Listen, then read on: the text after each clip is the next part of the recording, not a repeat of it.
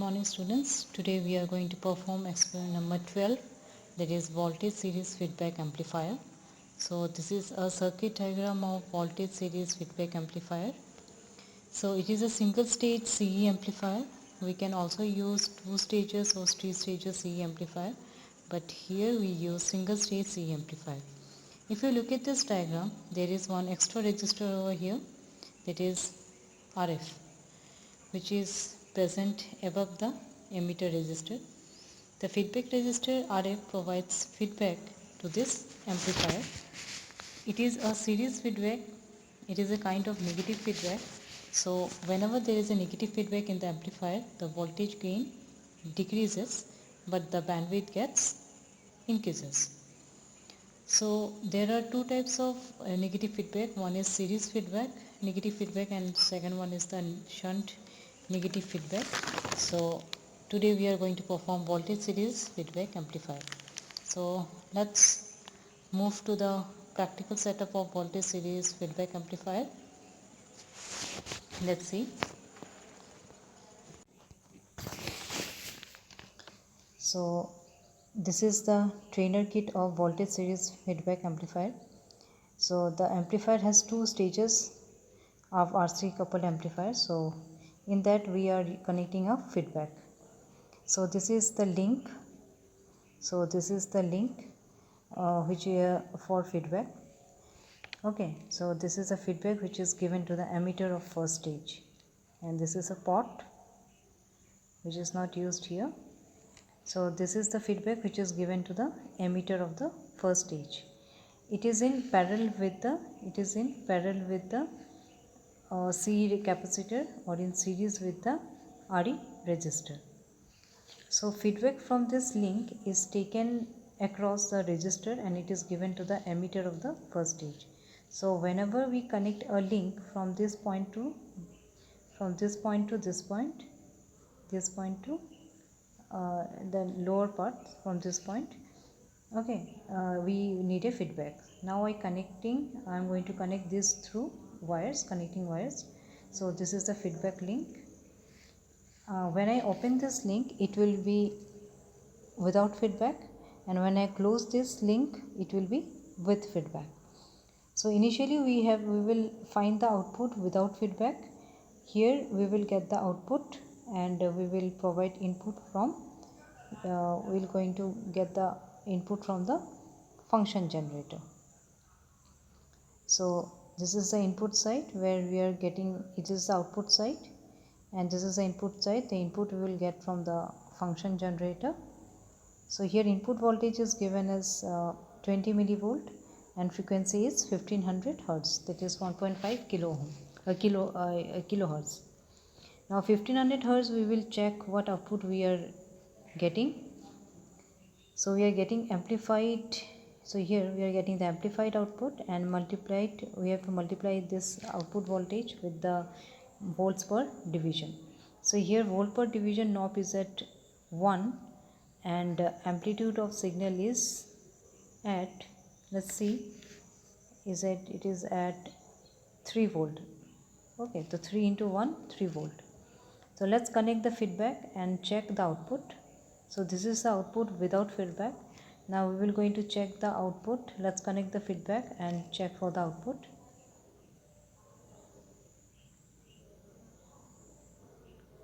So here the output signal, little bit decreases. So if we connect this feedback, in case of feedback, so here output signal decreases and the voltage per division is at, the volt per division is at 1. So okay, so with this we will get the idea that without feedback we will get the amplified output, and with feedback we will get the signal gets decreases. So here volts per division is at 1. So this is at, so let's see. I'll go to our observation table, move to our observation table.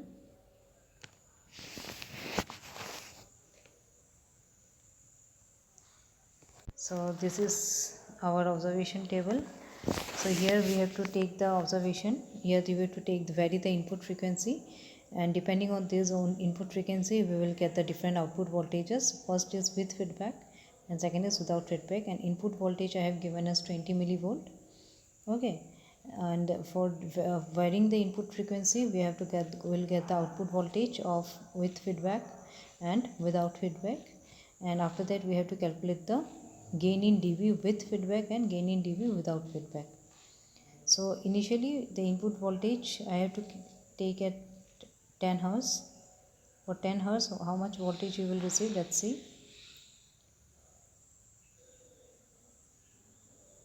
For 10 Hz,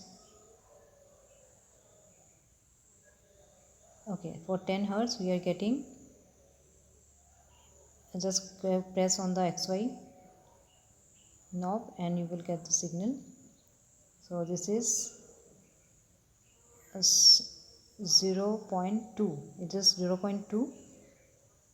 So now it is with feedback. So with feedback we are getting 0.2 into 1. Your volt per division is at 1. So this is 0.2. Now we'll check for without feedback. Remove the knob from the feedback, and we are getting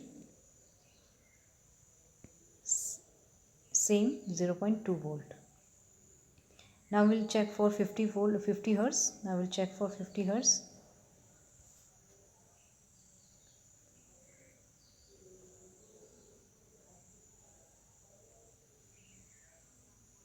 So for 50 Hertz we are getting, this is without feedback, we are getting 0.8 into 1.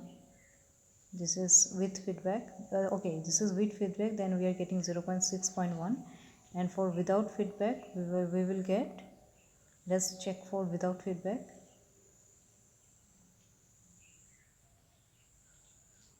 We are getting 0.8 into 1. So this is 0.8 into 1, 0.8. Now we'll go for 100 Hertz. Let's check for 100 Hertz. I have already calculated the results. For you students, I am again performing this experiment.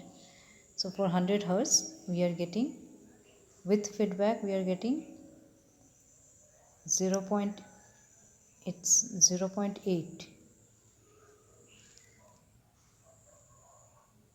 0.8, and without feedback we will get, without feedback we will get, it's 1.2 into 1. This is 1.2. Okay, now go for 200 Hertz. Let's check for 200 Hertz.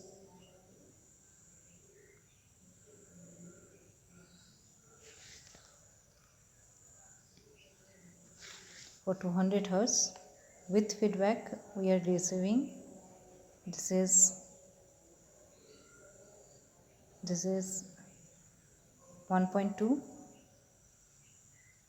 and without feedback we will receive, if we remove the knob it will become,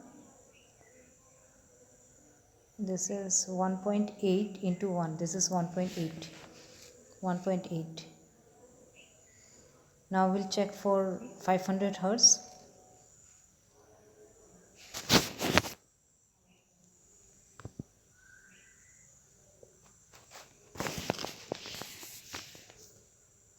For 500 Hertz we are getting, with the feedback we are getting,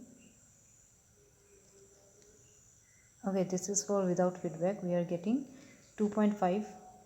and now we'll check for with feedback, we will get, this is 1.6. Now check for 1 kilohertz. Now we'll go to 1 kilohertz. 1 kilohertz. For 1 kilohertz with feedback we will receive 1.8, and for without feedback we will receive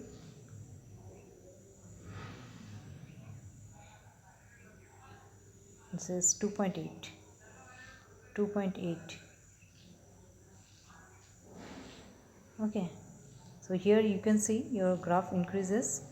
Now we'll check for 5. Directly we'll go to 5 kilohertz. Go to 5 kilohertz. For 5 kilohertz with feedback we will receive same 1.8. Now we'll check for without feedback. We are getting the same result, that is 2.8. So now the graph remains constant, if you can see. Now we'll check for 10 kilohertz. Now we'll check for 10 kilohertz. For 10 kilohertz we are receiving same 1.8, 2.8 for without feedback, and for with feedback we will receive again it is same 1.8. Now we'll check for directly 50 kilohertz. So you can see now graph remains constant over here. Now again we will check for 50 kilohertz. 50 kilohertz we will receive, this is again 1.8 for with feedback. Here also we are getting the same, and for without feedback we will receive 2.8, so same. Now we'll move to the 100 kilohertz. Now we'll move to the 100 kilohertz. Let's see. For 100 kilohertz we will receive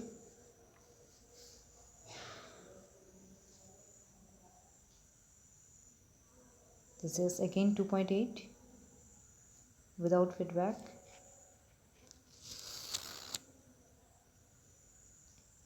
And now we'll check for with feedback what is the value, amplitude. So it is again 1.8. Now we'll go to the 500. Directly we'll go to the 500 kilohertz.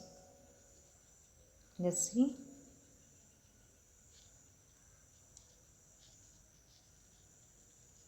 It is again showing the same result in case of 200 kilohertz. So I will directly go to the 500 kilohertz. 500 kilohertz we will receive.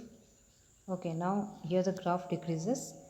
Now it's 1.8.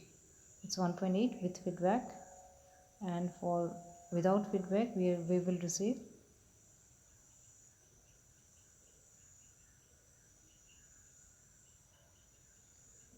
1.4. Earlier it is 1.2. Okay, now we'll check for 1 megahertz. For 1 megahertz, that means 1000 kilohertz, we are getting 0.8 for with feedback, and for without feedback we are getting the same 0.8. So here you can see here the graph initially increases from 10 to 1 kilohertz. After that it remains constant up to 200 kilohertz. From 500 kilohertz it's again decreases, the graph again decreases. Now you can calculate the gain in dB by the formula output upon input. That is, first we'll take the first form with feedback, it is 0.4 upon 20 millivolt. 20 millivolt is the input voltage which will be constant. Okay, and then we have to calculate for without feedback. Okay, that is 20 log of V0 upon Vi. It is in terms of dB. So this is the experiment of experiment number 15. I hope you have understood the concept of voltage series feedback. And this is the graph which I have drawn after taking out the reading. And this is the graph which you will receive. I hope you have understood the concept of voltage series feedback. Thank you.